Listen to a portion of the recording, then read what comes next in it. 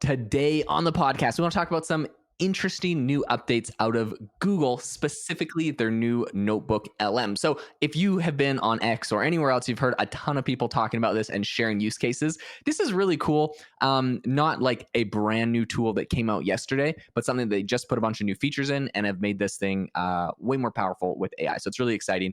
For those that do not know, Notebook LM, it's Google's AI powered research and note taking tool.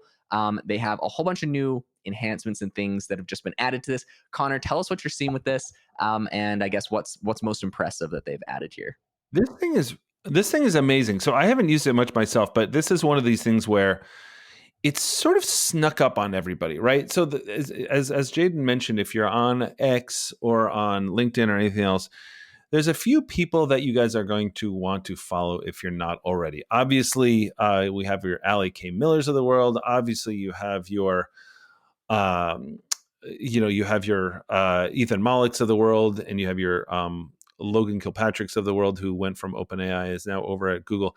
I first caught sight of this because obviously Logan is in there in Google, and he was like, I'm not reading the tweet off verbatim, but he said something along the lines of like, I've just had my third kind of jaw-dropping AI moment. And those of you out there who have messed around a lot with generative AI, you probably have a few of those moments, right? I remember for me, it was the first time I used ChatGPT. The second jaw-dropping moment for me was when I used Claude Opus, just how good it was. Midjourney was sort of that moment as well. And Notebook LM, everybody's talking about this as a big jaw-dropping moment. The big takeaway for me is essentially you upload a document, really anything. And by the way, it's now integrating with Gemini 1.5 Pro, which has a million token context window. It's huge. You can put books in there. And the really cool thing, Ethan Malik, Professor at Wharton, who always does this really well, threw his entire book called Co-Intelligence in there, and essentially it turns it into a podcast. And now that sounds like kind of like old news. Oh yes, we've heard already. We've had 11 Labs read this off with I forget the name of the feature that 11 Labs has, Jaeden, but it's the thing where you can just upload a website or something, it'll read it to you in natural language, which is great. Guys, this is different. Now, as you know, if you follow me on LinkedIn or anything like that, I am obsessed with user interface. I think that is going to be the big breakthrough, and why adoption is so slow is that the user interface of something like ChatGPT and large language models is really problematic. It looks like Google search. It's what you really want is an experience where you're feeling like you're talking to people. Notebook LM turns it into a podcast with two different voices, and you have to hear it to believe it. Go and search. We didn't want to play anything here because we didn't want to borrow other people's examples. But essentially, you upload a newsletter, upload a book, and this thing essentially is reading Ethan Malik's book, and it's saying, hey, so I don't know if you've heard about Ethan Malik's Co-Intelligence, but it's a really different way of looking at this thing. And then a female voice, as if it's an NPR conversation. She's like, yeah. Oh, no. I've read that too. And the really cool thing, guys, you have to kind of hear to believe it. I didn't want to play anything live because I didn't want to steal anybody's content or anything like that. But I'm telling you that this, to me, Jaeden, is huge because everything is user interface. Everything is the way that we interact with it. And the closer we can get to Jarvis from Iron Man, Tars from Interstellar, her, Samantha from Her, C-3PO, that is going to be the big breakthrough with generative AI, where people stop thinking, well, what can I use this for? And more, it just feels like you're having a conversation with somebody that really sounds like another human. And to turn everything, the most boring stuff in the world, I don't care if it's a book, a newsletter, a report on life sciences, something like that, into a podcast that literally sounds like two people with filler words and everything talking about this thing. Sorry, I'm getting very excited. I'm going to shut up here in a second.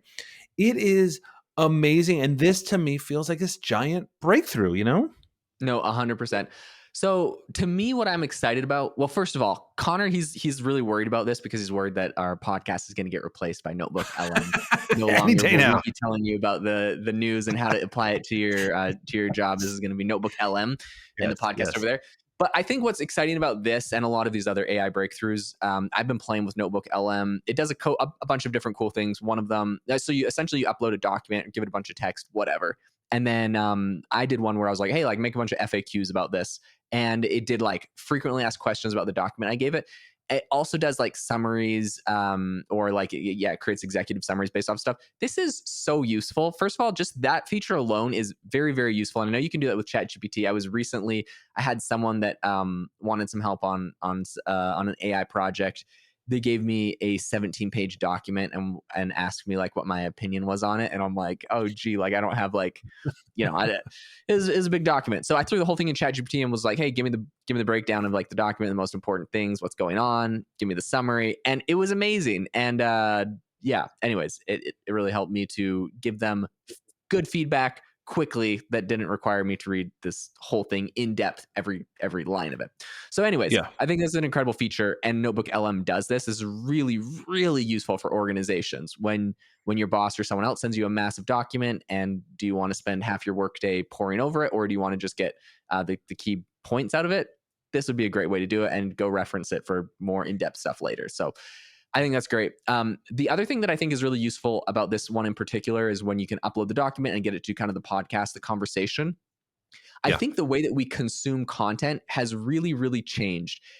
I probably have deficiencies in my brain that make it so when I see a 17-page document, I cringe and don't want to go into it. Now, I know people are completely different, because I have friends and my wife like, I don't know why my wife loves like researching like Ugh. legal documents and like deep dark depths of like WebMD self-diagnosing or every single symptom that exists in the world. I can't like just go that deep into like certain things. I don't know. That's me. I prefer to consume content where it's like a conversation and someone explaining it. So to me, this is something that would be amazing. And I think just recently there was like a big news event that happened, and I had to go somewhere, and I'm like, oh crap, like I can't sit here. It was a very big Yep. deal. I couldn't sit Yep. there and figure out like all the information. I'm like, I really want to know what's going on with this thing. And I literally just had to go to Apple Podcasts and search for like the keyword around the topic. And I found a Yes. podcast of someone talking about it. And I listened to that on my way Yes. to go do my errands. This was life changing for me. I got in about 20 minutes, I got like the overview of everything happening, all the information that everyone knew about the situation. And I was like, okay, I feel like well informed on this. Great. But like, if that didn't exist, I wouldn't have time to sit there and read it. So I think there's a lot of situations like this. There's people driving to work. There's all sorts of things where you want to Yep. consume information or learn more, become educated on certain topics. And if there isn't a podcast on it, this is a great way to have something made. And yeah, anyways. So I just think like, yes, you could grab some ginormous document and put it into No, nobody ChatGPT and wants to get a do that. summary and put it into 11 Labs and get it to create an audio file and put it on your phone. Like, is anyone gonna do that? Like, no. You're gonna Right. use this tool. You're gonna put the thing on there and get it to play it to you in like 2 minutes. Done. Right? Folks, this is huge. By the way, combine this. You can do that. You can make podcasts, guys. If you are out there writing and creating content, first of all, Jaeden has another podcast called AI Hustle, which talks about all these hacks and things like that. But what you want to do here is, if you are creating content, but you're like, I just want a podcast. I'm telling you right now, please believe me. Combine this with Jaeden's incredible podcast course. The guy is a mad scientist around this stuff in terms of growth and all that kind of stuff, because growth is definitely the hardest part. But you can just create this AI podcast, and even if you aren't comfortable in getting on a microphone, all that kind of stuff, this will do it. You have to fact check it for sure. But why do podcasts explode, right? Why are people making tens of millions of dollars on podcasts? It's because, as Jaeden says, this is how people want to consume content. It is a no-brainer. If I can watch either a YouTube video of somebody giving a lecture on how string theory works, or I can watch one of those YouTube cartoons. Why does a YouTube cartoon have 465,000 views and the lecture from the MIT professor have like 4,000 views? It's because this is how we consume content. Guys, we talk about this all the time, but this is about our brain. It's about behavior. Even if you are very good on ChatGPT and things like that, it's not enough. You have to know how other people can adapt, how other people can absorb information. And you can be a hero in your organization. If you take documents that everybody sort of like has to read, this 20-page document or whatever, if you turn it into this podcast and you send it to everybody in your organization, you are going to be a hero. I'm telling you, nobody knows that this exists outside of our little world and our listeners and everything else. Do this. It's all about how people consume information. It's more than just a cool trick. A lot of things we point out on this show are just, oh, look, that's kind of cool. Like, runway, new ML3 or whatever. It's going to be awesome. But it's not that applicable. This is AI applied. I'm telling you, this you can apply right away. It will make your jaw drop. 100%. I'm excited for Jarvis to be fully unleashed for people on the way to work on their commute to have all of their emails and their schedule and everything that has happened or relevant to them for the day explained to them in podcast format. So to me, this is really exciting and also a very useful tool. If you learned anything new today on the podcast, if you enjoyed it, the number one thing that would just make Connor and I's hearts sing Yes. would be if you could leave us a review on the podcast. Today's the day, guy. Today is the day. Today's the day. If you haven't done it yet already, you might have heard us ask for them in the past before, but today is different. Today is a special day. This is the new you, all right? And the new you gives appreciation to the podcasters that you appreciate. So if you enjoy the podcast, we'd really love it. We appreciate you all for sticking around. We'll continue to give you the best feedback and knowledge we have on everything happening in AI. Hope that you all have an amazing rest of your day. We will catch you next time.